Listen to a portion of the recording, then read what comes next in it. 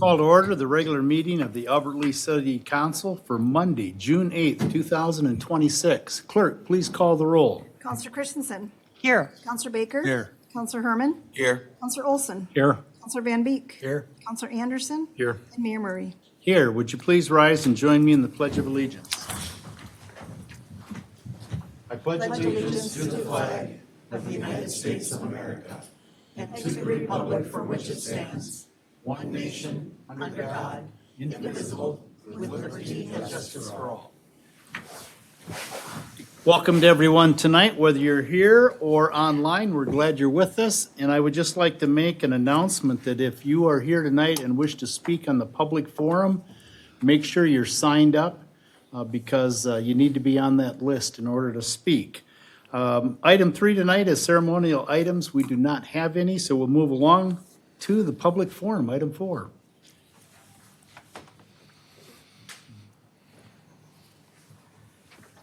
Thank you.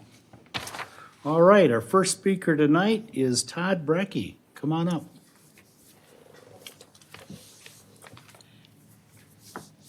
Welcome. Good evening, everybody. Never been here before. Thank you for allowing me to be here. Short story, I guess. 2 years ago, my wife Joanne and I moved back to Albert Lee. We were from the Emmons Twin Lakes area. We moved up to Waterville, where we lived for 4 years. Wanted to come back, kids, grandkids. Bought a house right across the lake over here on North Shore Avenue. Bought it quickly because things seemed to happen that way. First thing I did was a survey. With the survey, I learned that my pervious, permeable, allowable hardscape water runoff was already 3% existing over what was allowed. When I bought the house, I thought, oh, I've fixed some other houses, built a house. I thought, we'll spend some time. We'll fix it up. We'll do some things. With the 3% over, every time I get someone in there, try to do something, it's what do you want to tear out to start? The sidewalk, part of the driveway, you want to lose some of your hardscape to try and get the percentage to get a permit to modernize and do some work there. What I'm here about is I've had some different sets of eyes in there and look at it, kind of try to come up with some ideas what to do. You folks, the city, owns a half lot behind me on Giles. It's about a 10, 12-foot elevation from my property to it. It's steep slope. But the square footage of it, if I was to be able to acquire it, take it off your hands, the square footage of it would allow us to have allowable extra square feet. So if we wanted to do an addition, wanted to do some work, wanted to do some things where my goals take me, it would allow us to do it. In a nutshell, you guys have a half a property behind us there that I could utilize if it was any way doable. And without it, I'm kind of against the hard spot here. I don't want to tear out sidewalk or driveway just to try and do work in other places of the house. So it's a problem I've dealt with before, but the other lake property does that. It's not going to go away, but it's just one way here. I thought I'd show up and see if there's a way of remedying it by taking over some city property, possible.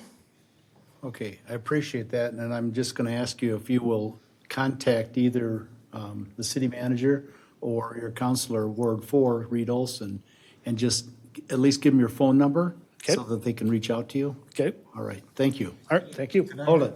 Could I have a repeat of the address you're referring to? 941 North Shore Avenue. Okay, thank you. Thank you, folks. Thank you, Todd. The second speaker tonight is Kim Hammer. Welcome. Thanks. After I talked to Rachel today, she asked me to come and tell you guys kind of what we spoke about with regard to the cats at large part of the ordinance.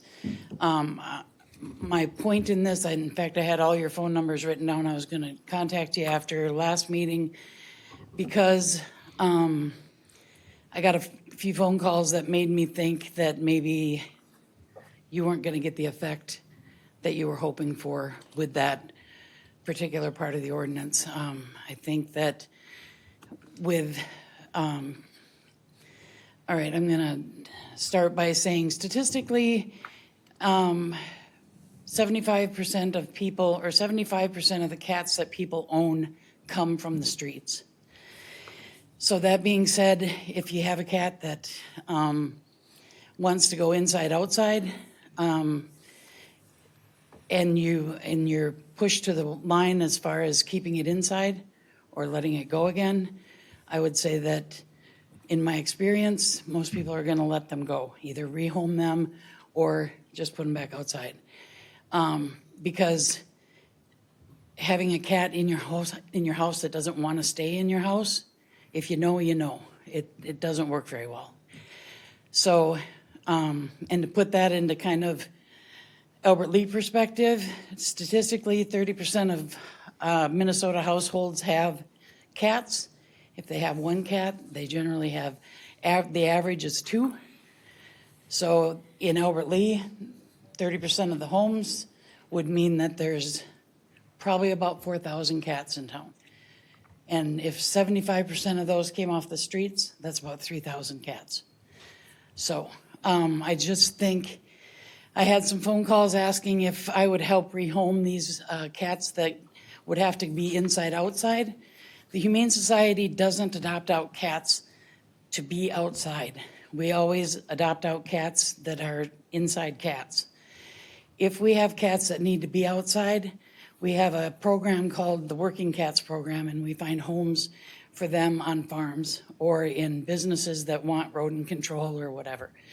And they're free, but they're part of the agreement is that they'll take good care of these cats and feed them and keep them contained so that they know where home is.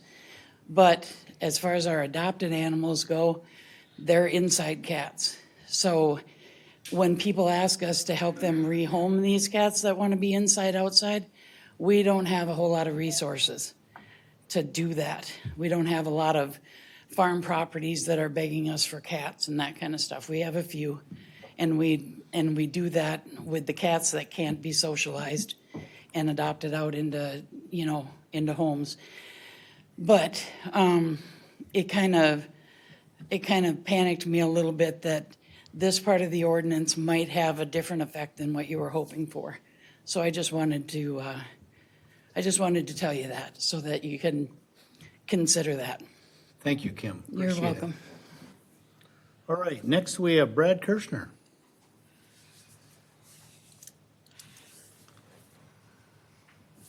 Welcome. Thanks for the chance to speak. I had an idea after your last meeting, or I would have shared it sooner. It might be a little late, but when people have a lot of animals, I know tons of people that have lots of animals. They generally take very good care of them, and the people that generally you see animals running amok and rampant, not being taken care of well, they usually just don't pay much of attention. And the thought that I had is we already know that the police are tracking the number of calls because they cited how many calls they had. If a Google Doc could simply be created and a demerit system created where if so many visits happen to a house, and when I say visits, justifiable abuse or somebody that's not doing something, not just a neighbor trying to get mad at another neighbor and get back at them by calling, and complaining because they know they have a pet.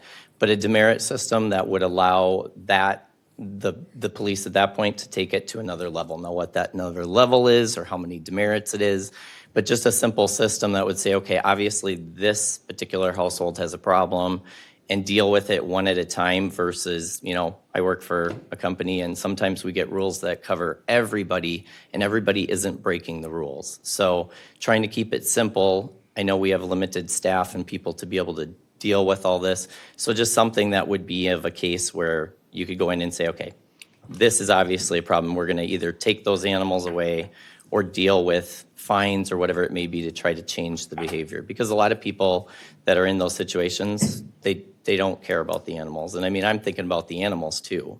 Kids get taken away from bad homes. Animals shouldn't be any different. I know they're not as high on the chain, but for some people, animals are their kids. So that's all I had to say. All right, appreciate it. Thank Thanks, you. Brad. All right, item 5 is the consent and approval of agenda. A is the approval of minutes of the May 26, 2026 regular council meeting. Item B is the approval of minutes of the May 26, 2026 work session. Item C is license and permits. Item D is a resolution approving plans and specifications and ordering advertisement for the airport snow removal equipment building door job 2608. Council, Move to approve consent and approval of agenda, Your Honor. motion by Counselor Baker. Is there a second? I'll second, Your Honor. Second by Counselor Herman. Any further discussion? All in favor of the motion signify by saying aye. Aye. Opposed, nay. Motion carries. Item 6 is petitions, requests, and communications. We have none tonight. We'll move along to item 7, unfinished business. And A is ordinance 26-156, amending Chapter 8, Article 2, Animal Control, second reading. City Manager? Thank you, Your Honor. The proposed amendments to the Animal Control Ordinance update and modernization of the city's approach to responsible pet ownership, public safety, and community expectations. Several sections of the existing ordinance were outdated and no longer aligned with current best practices, enforcement needs, or community concerns. The revisions aim to clarify definitions, strengthen nuisance and safety provisions, and ensure consistent enforceable standards for both pet owners and animal control staff. Key amendments are outlined in the summary included. That line is no longer added. I would say that the key summary of the changes since the last time the council discussed this and passed the ordinance as amended did reduce, took away the separation of cats and dogs at 2 each and made it 4 animals altogether per household. So it could be 3 dogs, 1 cat, 4 cats, 4 dogs, or less, of course.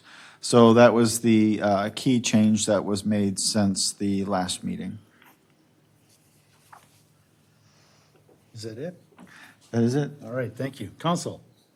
Move to approve, Your Honor. Motion by Counselor Anderson. Is there a second? I'll second, Your Honor. Second by Counselor Herman. Further discussion? Counselor Baker? I would like the Police Chief Hansen to come up and speak about the enforcement difference than what it used to be. And I've had people ask how this is going to work. And just to maybe clarify that a little bit more, again, would be appreciative. Chief Hansen, welcome. Good afternoon, or good evening, I should say. Yes, enforcement is one of those topics that there is a lot of discretion in it, because you do have a lot of good pet owners that maybe may make a mistake once, and you have others where it's repeated and we need to adjust that behavior somehow. Sometimes we can do it through education, sometimes that's not effective. We're currently dealing with one property in town where we've issued, I believe, 5 citations recently for dog at large, trying to change that behavior. So we're working hard to adjust those behaviors as we identify them. So in a situation like that, you have 5 citations. What does that amount to as far as the homeowner? Is there penalties or how does? That's for court. Okay. I believe there's probably some sort of standard fine that they can pay. They probably do not have to go to court on it unless we force that issue. Okay. Additional questions or discussion? City Manager? To also explain a little bit more as it relates to enforcement. Of course, when you get into this, you might have to get the courts involved potentially, or have certain exigent circumstances, but we do also have the ability under the ordinance to remove the animal from a situation where there is potential danger or continued nuisance or unsanitary conditions. So that is something that has been added that was not in the ordinance previously. Previously, it was always about fines, and this, I believe, was added that we could actually remove the animal from the home if that was what was necessary. Previously or currently, we can only remove the animal if the animal's in danger or causing a danger to someone else. Okay. So with this new ordinance, if you write a citation, are there fines that, can it be like? I believe it's a petty misdemeanor violation, so it'd only be a fine. Yeah. There's not jail time or anything No, like but that. it would be like a speeding ticket or something like that you have to pay. Correct. Correct. Okay, so there are fines. May I comment briefly? City Attorney? Be aware that a citation results in a first appearance at court, which currently is going to be October or November. So there's this belief that issuing a citation causes some sort of expedited response. In fact, issuing a citation to a person almost inevitably delays their obligation to deal with the issue. A first appearance results typically in a setting of either a settlement conference or a pretrial jury trial calendar, which means a first appearance in October is likely going to be dealt with in December or January. The next comment I'd like to make as to fines, yes, we have standard fines and we assess them all the time and we rarely collect them because a disproportionate number of offenders are people that qualify for a public defender, meaning they are politely said under-resourced. And so a defendant like that will get a fine, whether it's mandatory or not, but if they can't pay it, we don't put them in jail for non-payment of fine. We tend to certify it into the state collection system, which means they're deducted from future tax returns or tax refunds is the premise. The people that we have that are under-resourced and getting a citation and a $300 fine or $250 fine generally are not getting tax refunds. So they essentially are just accumulating unpaid fines that we don't have a realistic means of collecting. So the educational component and the personal contact that the department has as a response is the most effective tool that I've seen work. It is just good old-fashioned human beings from the community talking to people in the community and making an evaluation of that individual circumstances is what's dealing with the problem. The courts are really a lousy way to deal with the issue because they're just not very effective. Our police department is very effective. Right, thank you. Your Honor? Councilor Anderson? Well, Chief Hansen is up here. I wanted him to discuss the trap and release. I've had a few comments about people are concerning that we're outlawing the feeding of cats, but really we're controlling it a little bit better. You want to know where they're being fed so that it's coordinated so we can further, please elaborate. Correct. We have several areas where they've become makeshift feeding stations, so to speak, and we do have new ones that pop up from time to time. We'd like to be able to monitor them and know where the feeding stations are because the feeding stations will work hand in hand with our TNR program. When we have a new feeding station pop up that may bring more animals in, it takes us time to identify it, and it makes the problem kind of grow exponentially with the cats. Instead of being able to focus our efforts on a handful of feeding stations, Camp Companion needs to spread their efforts out wider to look at other areas where feeding stations are popping up. Where we have done the TNR, we have had good success controlling the numbers. It brings the numbers down. The cats appear to be less aggressive, in my opinion. So would you say that the way that the ordinance is written will actually help your efforts with TNR more, if, like getting the public coordinating with that, so to speak? To my understanding, yes. Camp Companion is the one that truly runs the TNR program. I try and give them the resources they need to be effective with what they do. Your Honor. Councilor Christensen? Thank you. Chief Hansen, do you have a specific officer that is to be the liaison with the Humane Society? We don't have someone designated that. Lieutenant Strom has taken that role. He communicates somewhat regularly with Kim. Is that, I'm wondering if we're being as effective as we can be with our communications. And I'm wondering if a little better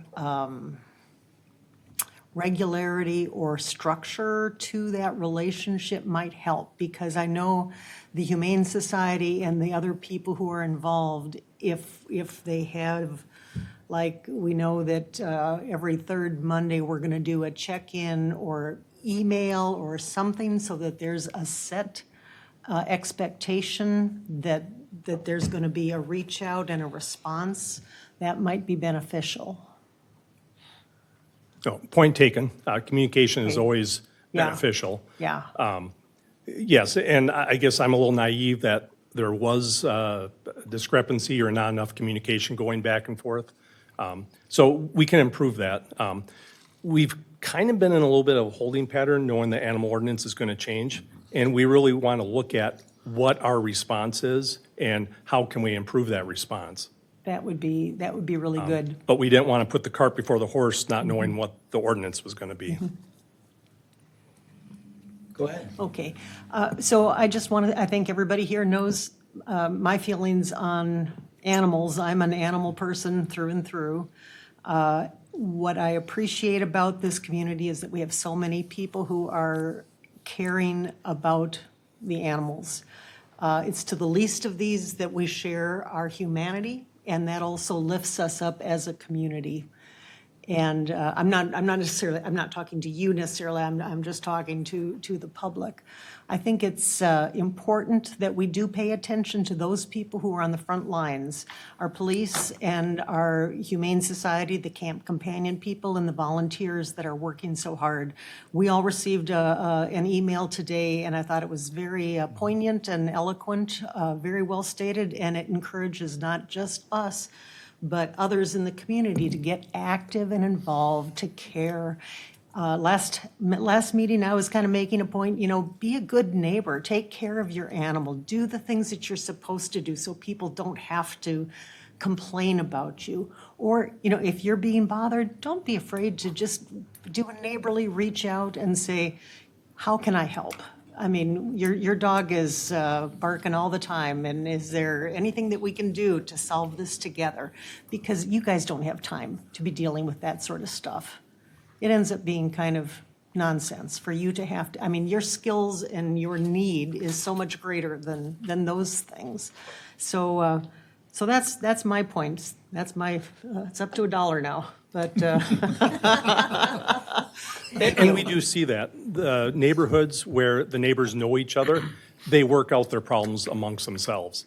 In the neighborhoods where they don't know each other, sometimes they have no interest in knowing their neighbors, and that's where we get lots of the nuisance type calls, where I think a lot of those could be handled with a conversation if they knew each other. But when you get the police dispatched to your door, that doesn't build those bridges. Your Honor. Counselor Baker. To Chief Hanson's point about the neighborhood, getting to know your neighbors.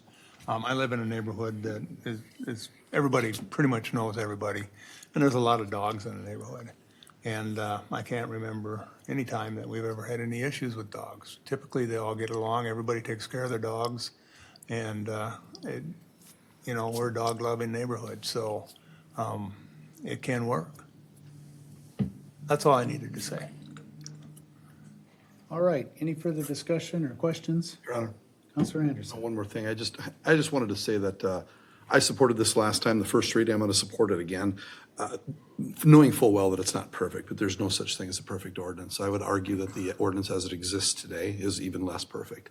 I think there's going to be a little bit more enforcement tools for you guys, and I would like to bring back what the city attorney said. I think those are great points, because those conversations that you guys have, that education, I think that it started a public discussion about this, about being better pet owners, because really that's what it boils down to. All an ordinance is a framework probably for enforcement. And a lot of this is going to fall on the police department's shoulders. But I think we've heard from a lot of people, and I think their voices have been, they've spoken, the public has spoken, and it's not going to be perfect, but I think this is an improvement. Your Honor. All right. Thank you, Chief Hansen. We appreciate your comments tonight. All right, if there's no further comments or discussion, clerk, please call the roll. Counselor Christensen. Aye. Counselor Baker. Aye. Counselor Herman. Aye.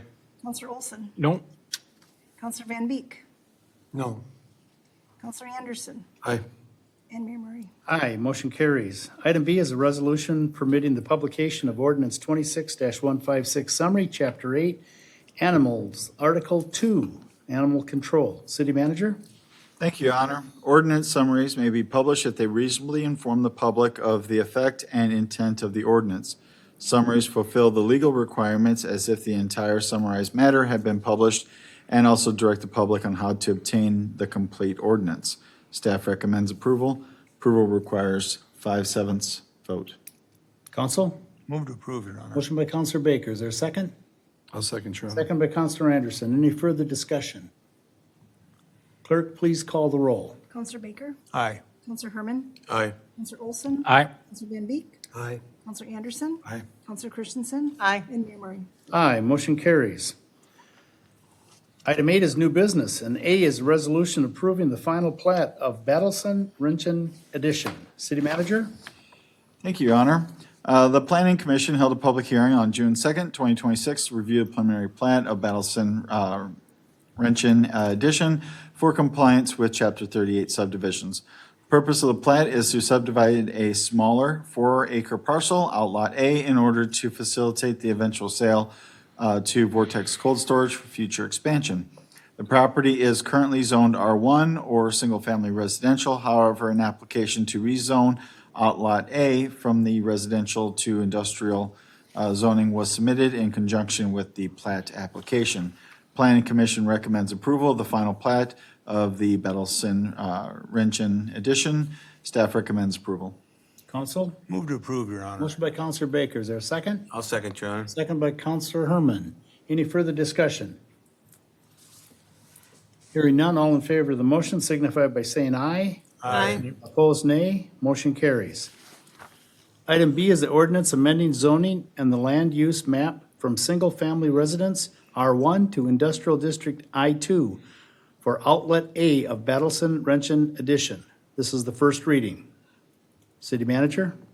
Thank you, Your Honor. The owners applied to rezone Outlot A of the addition from single-family to industrial in order to accommodate the eventual sale and future expansion with Vortex Cold Storage.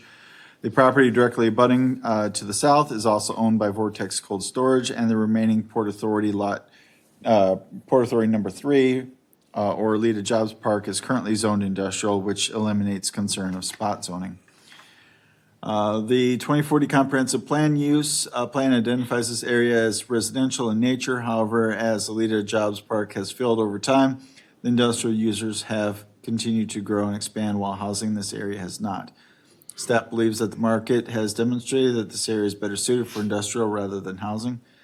The Planning Commission held a public hearing on June 2nd, and after consideration and staff report, in addition to public testimony, the Commission recommends approval based on the following. Rezoning the property will not have an adverse effect on the existing and adjoining properties, as the area is largely industrial. The use meets the general zoning requirements of the surrounding industrial district. Planning Commission and staff recommend approval. Counsel? Move to approve, Your Motion Honor. by Counselor Christensen. Is there a second? I'll second, Your Honor. Second by Counselor Anderson. Any further discussion? Hearing none, all in favor of the motion signify by saying aye. Aye. Opposed, nay. Motion carries. We are now going to jump down to item I in the new business list, and this is the resolution providing for the issuance and sale of $5,310,000 of general obligation bonds, Series 2026A. City Manager? Thank you, Your Honor. Per the city charter, the city of Albert Lea has the authority to issue general obligation improvement bonds to provide financing for public improvement projects undertaken by the city. Staff recommends the sizing of the bond to be $5,310,000 to finance the bonding costs, assessments, water portion, and levy-funded portions of the projects as estimated below. The original sale report that the council had received was for a term of 15 years. However, if the council wishes to reduce that to 10 years, that is certainly a viable option. The bonds will be sold on July 13th, 2026. The project amounts were summarized below. Staff does recommend approval. However, the difference between 10 years and 15 years is a policy decision for the council. And I would make that as part of the recommendation if a recommendation is made. Counsel? Your Honor, Counselor Christensen? I move we approve the resolution and issue the bond for a 10-year maturity. Okay, thank you. I'll Is there a second, Your Honor. Second by Counselor Anderson. Any further discussion? All in favor of the motion signify by saying aye. Aye. Opposed, nay. Motion carries.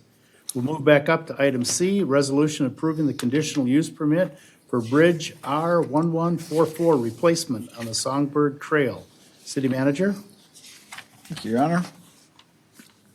The City of Albert Lea, in partnership with Freeborn County, applied for a conditional use permit for a pedestrian bridge replacement in the F1 floodway district. The bridge is situated within the former Union Pacific Rail Corridor as part of the overall Songbird Trail development and needs replacement in order to correct safety issue. The proposed bridge meets the conditions of the flood district by not impacting public waterways, wetlands, and having proper erosion and sediment prevention plans, and by eliminating a design that will not change the current flow characteristics of the channel from which for what is existing. In addition, while the bridge itself is within the F1 flood district, most of the staging and construction will take place in the UP Rail Corridor, which is outside the district. Lastly, the proposed bridge is consistent with the 2030 comprehensive plan, which designates Songbird Trail as a future trail network. Planning Commission recommends approval of the conditional use permit with conditions that stormwater pollution prevention plan be kept on file as part of the CUP approval. Staff recommends approval. Council? Move to approve, Your Honor. Motion by Counselor Baker. Is there a second? I'll second, Your Honor. Second by Counselor Herman. Any further discussion? All in favor of the motion signify by saying aye. Aye. Opposed, nay. Motion carries. Item D is a resolution approving the State of Minnesota Department of Employment and Economic Development deed cleanup grant agreement number 281697 for the Family Housing Development Project Tapestry, Job 2611. City Manager? Thank you, Your Honor. This resolution is to execute the State of Minnesota Department of Employment and Economic Development deed cleanup grant agreement for the Family Housing Development Project, also known as Tapestry Project. The grant can fund approximately 75% eligible work with a total reimbursement amount not to exceed $267,487. This project involves excavating and disposal of contaminated soil, backfilling and grading of on-site clean soil throughout the project area for development of the Family Housing Development Project. Engineering is recommending entering into this agreement. Staff recommends approval. All right, Council. Move to approve, Your Honor. Motion by Counselor Baker. Is there a second? I'll second. Second by Counselor Christensen. Any further discussion? Hearing none, all in favor of the motion signify by saying aye. Aye. Opposed, nay. Motion carries. Item E is a resolution calling a public hearing for declaring no public purpose and waiving Planning Commission review portion of Moran Park, Job 2612. City Manager?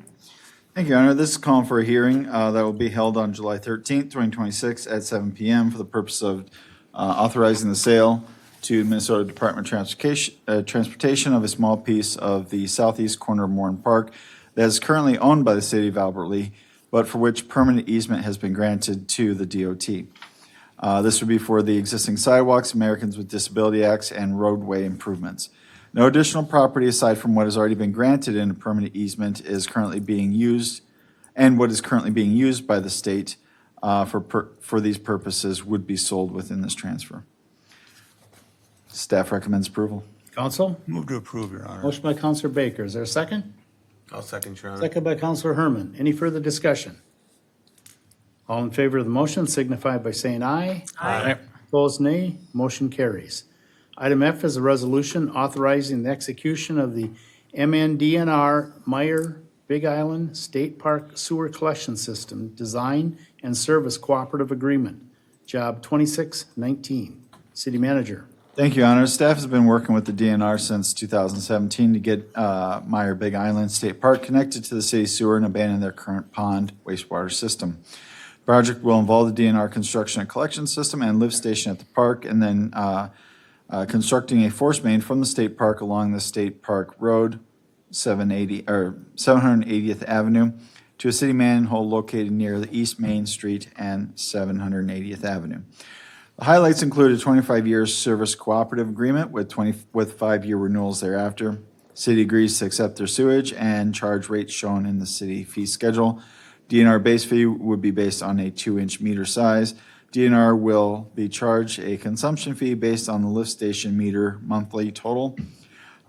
They would install a meter that the city can read and electronically and will be completing monthly meter readings. The DNR will pay a one-time sewer connection fee of $7,000 based off a $1,000 sewer connection fee per building, and there are 7 buildings being serviced. The resolution authorized the mayor and city manager to sign the agreement. Engineering and staff recommend entering into this agreement. Council, Move to approve, Your Honor. motion by Counselor Anderson. Is there a second? Second, Your Honor. Second by Counselor Van Beek. Any further discussion? All in favor of the motion signify by saying aye. Aye. Opposed, nay. Motion carries. Item H is a resolution determining the revenue raised. Oh, did I jump? Oh, okay. I saw the Meyer Big Island in there. I was going to do it again. Okay. Yeah. Resolution authorizing the execution of MNDNR Meyer Big Island State Park Sewer Collection System Joint Powers Agreement Job 2619. City Manager? Thank you, Your Honor. This item authorizes the mayor and city manager to sign a joint powers agreement with Minnesota DNR regarding one call locates and emergency response services for the force main from Meyer Big Island State Park to the city's sanitary sewer. Highlights include the city will provide locates on this force main for the DNR and will bill the DNR monthly for this service. Rates will be based on the city fee schedule. If requested, the city would perform emergency repairs on the system and bill them for those services. This would be for emergencies only and would not include routine maintenance. The resolution again authorizes the city manager and the mayor to sign the agreement. Engineering and staff recommend entering into the agreement. Council? Move to approve, Your Honor. Motion by Counselor Baker. Is there a second? I'll second, Your Honor. Second by Counselor Anderson. Any further discussion? All in favor of the motion signify by saying aye. Aye. Opposed, nay. Motion carries. Item H is a resolution determining the revenue raised by the city's 0.5% sales and use tax will meet or exceed the authorized amount on or before September 30th, 2026, and the tax shall expire on that date. City Manager? Thank you, Your Honor. The watershed will reach the 30 million of sales tax received, we estimate by July. This resolution will stop the additional half-cent sales tax at the end of September as required by Minnesota sales tax provisions. Any funds received prior to September 30th over the $30 million will be retained by the city and be placed in the city's general fund. Staff recommends approval. Council? Move to approve, Your Honor. Motion by Counselor Anderson. Is there a second? I'll second that. Second by Counselor Christensen. Any further discussion? I would just like to say that I'm very disappointed, not in the vote that we're having here, because we would have had to have this vote anyway, because the sales tax is running out at this time. However, what I'm disappointed about is when we have a representative from Minneapolis that unilaterally decides that we can't bring a referendum to our population here. And our inhabitants of Albert Lea can determine what's good for this community or not good. I could live with them deciding that, but I don't like it that Representative Gomez decided that we should not have a referendum in Albert Lea to decide what to do with this. We were looking at extending a 0.5% sales tax that has been in place for 20 years, where it was all being used for the watershed. So the watershed was going to use half of it, and the city was going to use the other half. And we were going to do some nice things in this community with our public library, with potential pickleball courts, with an update of our softball, baseball fields out at Schneider Field, with an expansion of our inclusive park, which has been very popular, and also some work on the Songbird Trail as we go forward. So it just disappoints me a little bit that one representative can determine that we shouldn't have that option. If she's not wanting us to have a 0.5 cent, why do we allow the sales tax at the state to be 7.5%? Let's get rid of that one, or the housing sales tax, or the metro sales tax. There's plenty of things we could get rid of. But maybe somebody should have reached out to us and said what's important and why do you want to do this? And again, I think we could have let our voters here decide whether we move forward or not, and I would have been perfectly happy with that. So just a little disappointment in how we got to this point. So with that, all in favor of the motion signify by saying aye. Aye. Opposed, nay. Motion carries. Thank you. All right. Item J is a resolution designating 2-hour parking on the south side of College Street from South Broadway Avenue, Trunk Highway 65 to Newton Avenue, 2026 miscellaneous 181. City Manager? Thank you, Your Honor. This resolution does two things. One, it designates the on-street parking along the south side of College Street from South Broadway Avenue to Newton Avenue as 2-hour parking from 8 a.m. to 5 p.m. The second thing is it authorizes a study of the intersection of East College and Newton Avenue for the evaluation and possible implementation of pedestrian crossing safety improvements. Options proposed for consideration include a rectangular rapid flashing beacon, in addition, additional enhanced markings and/or signage and curb bump outs. The parking change is primarily at the request of Freeborn County to better serve the public utilizing the courthouse and the surrounding businesses. Pedestrian safety improvements are being proposed to address safety concerns for county employees that park in the municipal parking lot northeast of this intersection and cross to get to the courthouse, as well as the public. A consultant will be hired to evaluate the intersection and provide alternatives and cost estimates. Staff recommends approval. Council? Move to approve, Your Honor. Motion by Counselor Van Beek. Is there a second? Second that, Your Honor. Second by Counselor Olson. Any further discussion? All in favor of the motion signify by saying aye. Aye. Opposed, nay. Motion carries. Item K is a resolution accepting donations. Friends of the Library. City Manager? Thank you, Your Honor. The Friends of the Albert Lee Public Library raise funds for the program and for programs and equipment not covered by the general library budget. Friends of the Library raise the funds through the Fountain Lake Bookstore, 2 book sales throughout the year, membership fees, and general donations. From January through May of '26, the Friends of the Albert Lee Public Library donated a total of $1,443.08 to the public library. The funds will be used for programs listed in the sheet that was included in the packet. Without these generous donations from the Friends of the Albert Lee Public Library, many of the programs would not be possible. And I just want to thank the Friends of the Library for their dedication and hard work in raising these funds. Council? Move to Move to approve, Your Motion by Honor. Counselor Christensen. Is there a second? Second by Your Honor. Counselor Baker. Any further discussion? All in favor of the motion signify by saying aye. Aye. Opposed, nay. Motion carries. Item L is the resolution acknowledging the establishment of the Albert Lee Port Authority levy. City Manager? Thank you, Your Honor. The Port Authority already has the legal authority to establish a levy without council approval. This is just acknowledging that they are setting up the levy and may potentially use the levy in their '27 budget. The real goal is to establish funding for capital projects such as a new industrial park or warehousing.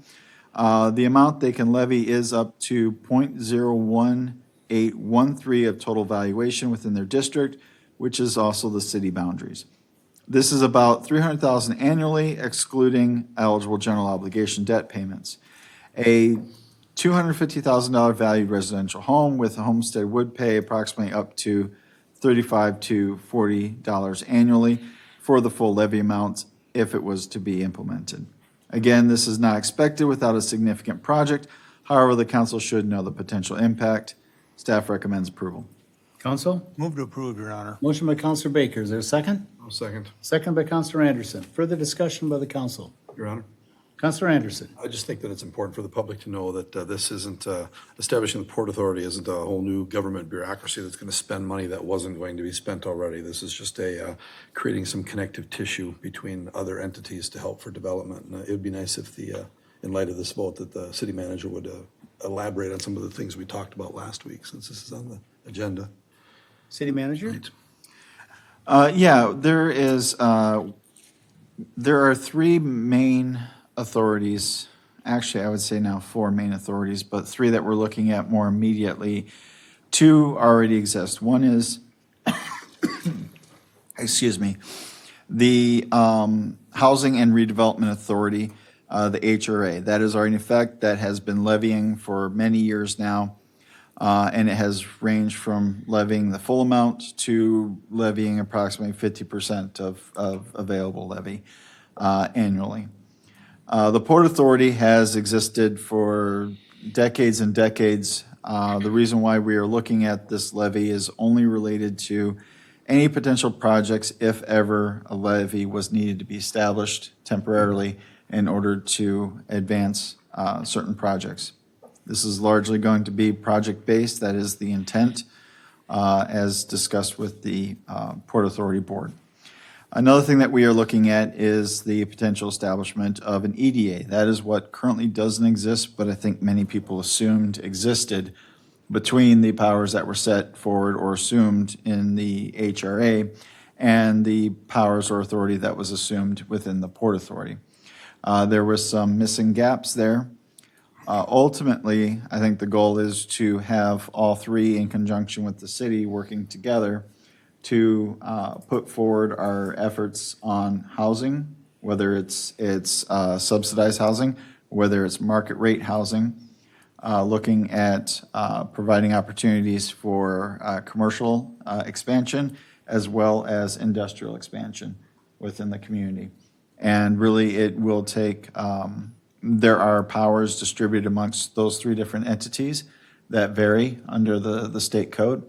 And we need to fully utilize those for any potential growth or expansion, which we have seen. And one of the biggest triggering events right now has been the majority sale of the industrial park off of 14th Street in Albert Lea. Any additional discussion? Hearing none, all in favor of the motion signify by saying aye. Aye. Opposed, nay. Motion carries. Item M is a resolution approving amendments to the Port Authority bylaws. City Manager? Thank you, Your Honor. The Port Authority wants to change its bylaws so it can continue to have members who are connected to development, such as connections through private utilities, working for private utilities, banking, industrial management, and more. Sometimes in those positions or those positions of knowledge or interest in economic development, those individuals do not always reside within inside city limits. This change reflects that and some of the changes that have already been made by the City Council. Council? Move to approve, Your Honor. Motion by Counselor Baker. Is there a second? Second, Your Honor. Second by Counselor Anderson. Any further discussion? All in favor of the motion signify by saying aye. Aye. Opposed, nay. Motion carries. Item N is a resolution approving the increase in building maintenance staff hours of employment. City Manager? Thank you, Your Honor. This resolution would authorize the city manager to change the status of one employee from part-time to full-time. There are needs that have not been met, and in one way or another, the city is going to be faced with costs to meet those needs. Changing the status of an existing employee at this time seems to be a better fit for the needs of certain city properties over the next 18 months. The cost is approximately $26,700 annually as of the 2026 salary and benefits schedule. However, the 2026 budget total impact is going to be non-existent given there is limited availability for us to hire the GIS technician within 2026, and the impact is going to be departmental budget within 2026 and long-term impact starting in 2027. Council? Move to approve, Your Honor. Motion by Counselor Herman. Is there a second? I'll second. Second by Counselor Van Beek. Any further discussion? All in favor of the motion signify by saying aye. Aye. Opposed, nay. Motion carries. Item 9 is the mayor and council reports, and we'll start with Ward 4. Counselor Olson. All right, I just had a couple issues that were emailed to me, and I passed those along to the appropriate spots, and that's really about it. I guess I do have one thing. I was out at the Albert Lea Express baseball game. The Moose was there selling beverages, and they did a pretty good job. No issues were there. And we were playing, I forgot who we were playing, but after the game, their whole team stopped and had a beverage, and both teams kind of sat and talked a little bit. So very positive experience. Like I said, Wednesday nights and Sunday afternoons, if you see some ball going on, stop out there. Those boys really appreciate a little bit of a crowd. So that's it, Your Honor. All right, Ward 5, Counselor Van Beek. Thank you, Your Honor. One ward item, actually, the city staff already took care of it, and that came up on Friday, so kudos to the entire city staff that took care of that. Coming up Thursday, I have a Human Rights Commission meeting, and then after that, I'll be spending most of my time down at Eddie Cochran. You know, this is gonna be a great event here in Albert Lee, and I would encourage people to get out and check it out, so that's all I got. All right, thank you. Ward 6, Counselor Anderson. Your Honor, had a couple of ward items that seems to be wrapping up based on the emails that I've received. That's good. Relay for Life was Friday night. I thank the community for supporting the event. It was great. We had a bad weather forecast leading into the event, so we didn't have things outdoors because it was supposed to rain, and it didn't, which is fine, I guess.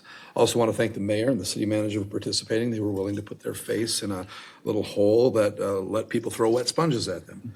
On a related note, the Wind Down Wednesday is coming up in a couple days, and I have volunteered to be in the dunk tank for the Human Rights Commission. So if they want to get their recompense, you can come on up to the Wind Down Wednesday event. And 6 p.m. is my shift, or wait, no, I guess it's 7. No, it actually is 6. So yeah, come on up. I think they're raising money for something. So thank you. All right, sounds good, thank you. Ward 1, Counselor Christensen. Thank you, Your Honor.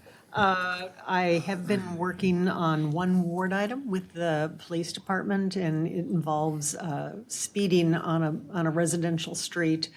They've been very responsive to check and monitor the speeds, but there's really no solution unless people slow down.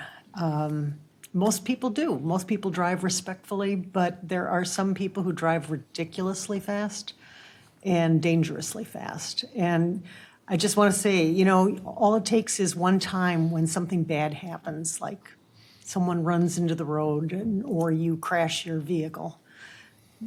Be smart and just stay within the limits.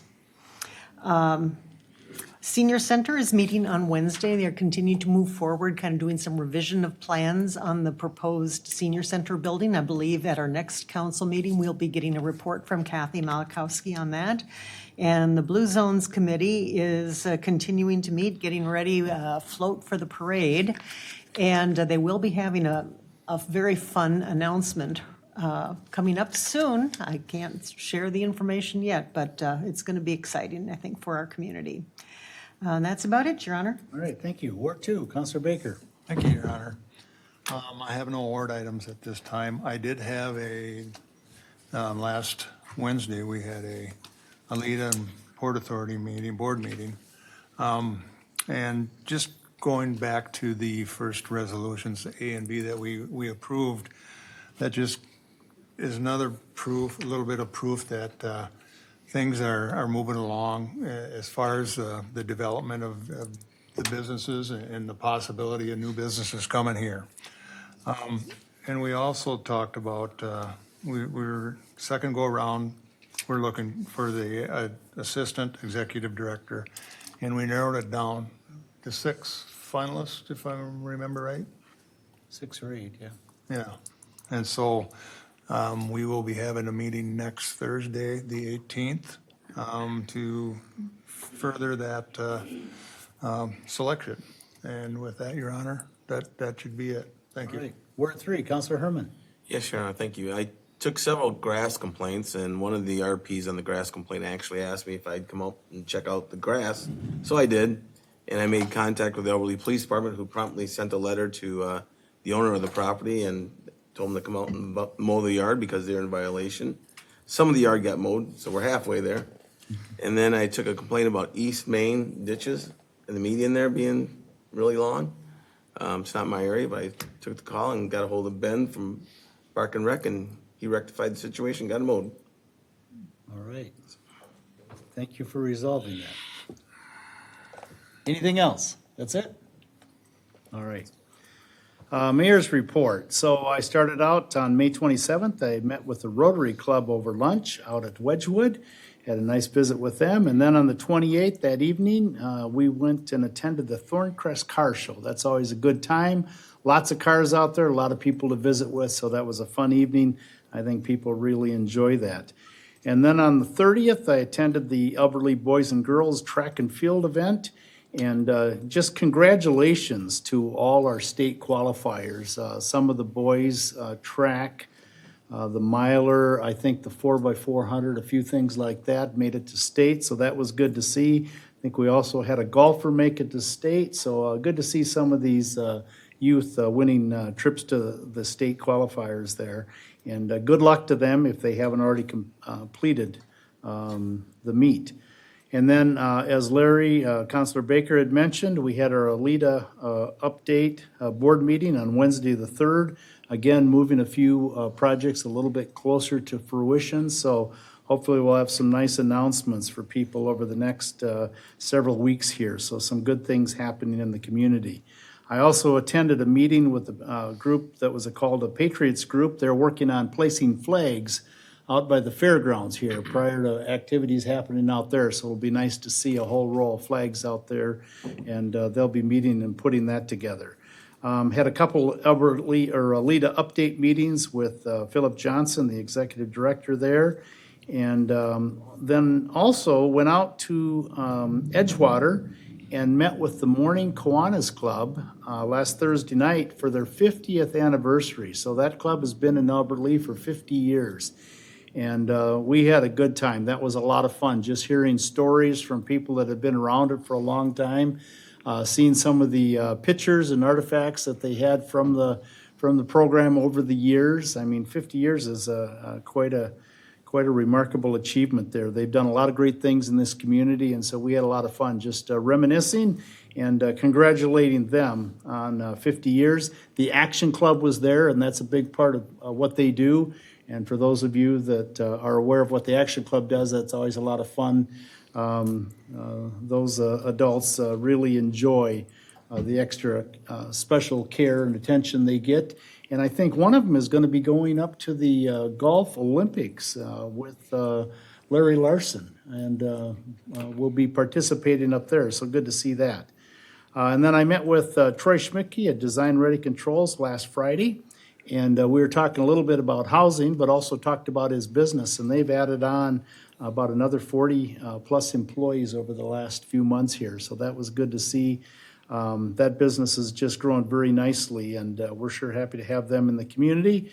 Attended the Relay for Life, and I'd just like to congratulate Counselor Anderson on the fine job he did on putting that together and raising money, and they did a nice job there. And I just have to, I want to bring up, there was an article in the paper last week regarding Krista Bird. She was the person that they honored there that night, and it was tear-jerking. I mean, this gal, 46 years old, I believe, has cancer now. She was the principal at the Hollandale Christian School. She has 6 children, and just to think of what she's going through. And so our thoughts and prayers go out to her and to her family, but the talk she gave that night was just powerful. So every night, if you're healthy, you can be thankful for that. Thank God for that. And remember the people that are struggling through things. And Krista was one, but geez, what a great message. So Brian, thank you for that and all the work you did on it. And I think it was very successful on the fundraising department. And then Saturday, one of the really fun events, I got to go out and take a kid fishing. And that's always fun to go out there and see all these young people that are getting fishing poles from the Fountain Lake Sportsman Club, and also the Albert Lea Anglers, which is our high school team, out there helping them. And so there was quite a group of young men out there and young women that were out there helping with these young people, and I was watching them pull a few fish in here and there, a few sunfish, bluegills, crappies. They were pulling in a few, so that was good to see. The kids were having a good time, but it's just fun to see all the families out there and to see all the young families with little kids and babies and all that kind of stuff. And I just, I'm thankful that we can have these kind of opportunities to get together with families and do things like that. So very enjoyable time. So with that, we'll move along to, I better give the announcements of things coming up. The first Wind Down Wednesday of the season will be this Wednesday, June 10th, from 3 to 8 p.m. There'll be live music, vendors, fun activities for the kids, train rides, face painting, bounce house, and more. Food trucks will be in the Marion Ross Street for lunch service and dinner service. First Lutheran Church, in conjunction with Grace Lutheran, is hosting their summer outdoor worship in Central Park in Albert Lea. Each Wednesday evening, from now through the end of August, the service starts at 6 p.m. Bring your own lawn chair and enjoy the outdoor worship. Eddie Cochran Rod and Custom Festival starts at 5 p.m. on Thursday, June 11th through 3 p.m. on Sunday, June 14th. Check out the festivities of the Eddie Cochran Rod and Custom Festival Facebook page. There are going to be a lot of activities going on in the downtown, starting Thursday afternoon on through Sunday. If you're looking for something to do, get downtown and check it out. There will be bands, there will be food, there will be cars galore. And it's going to be a great time. This is going to be I think, one of the biggest events we've ever seen here in Albert Lea. And pretty exciting to see hundreds and hundreds of cars coming into town, old classics and street rods and all sorts of things. So get out, enjoy that, and show your support for all the work that's gone into it. Summer Shop Hop continues the fun in downtown Albert Lea on Friday and Saturday, June 12th and 13th. If you're down checking out the cars downtown, check out the great deals in the shops around Albert Lea. And then Saturday, June 20th, there will be a Faith and Family Festival on Fountain Lake Park from 10 a.m. to 8 p.m. There will be a variety of speakers, music, and games that will continue through the event. Food trucks will be in the North Broadway parking lot after the Farmers Market, which is from 9 to noon. And then check it out on Facebook for more details. And then the Albert Lea Pride event will be in Central Park on June 20th from 11 a.m. to 4 p.m. There'll be live music, food trucks, local artisans, and community resources. This is a variety, there is a variety of activities for all to enjoy. And then in observance of Juneteenth holiday, city offices, recreation office, and library will be closed on Friday, June 19th. I do not remember if that's the exact, are they having an event roughly 5 or 6 o'clock that day out at Edgewater? I believe I saw that somewhere. Stay tuned, but I believe it's Friday the 19th, so it'll be on Juneteenth. There will be a program out at Edgewater Park, and we'll get the information out so people can see that on the website. Anything else there, just check out our website and all the information is out there. With that, we'll move along to City Manager Report. All right, thank you, Your Honor. Yes, there is an event going on Juneteenth, and I do believe we put a little bit of a social media push out there, and we will repeat that as the time draws near. I will be attending Wind Down Wednesday, as I will also be up for the dunk tank, and that will be done by the Human Rights Commission in the city of Albert Lea. Just a fun little thing for kids to do, and as well as, other people, as Councilmember Anderson said, recompense. But I'm not too worried, as I was at the Relay for Life with the sponge toss, and I actually had to, the $15 I raised, 5 of it was my own, begging someone I knew to go throw a sponge at me, and the other one I had to like flag the person down and convince them to. Once I flagged him down, it didn't take much convincing, but it tells me 2 things. Either nobody knows who I am, or everybody really likes me. Or you took the early shift. Or I took the early shift, before people arrived.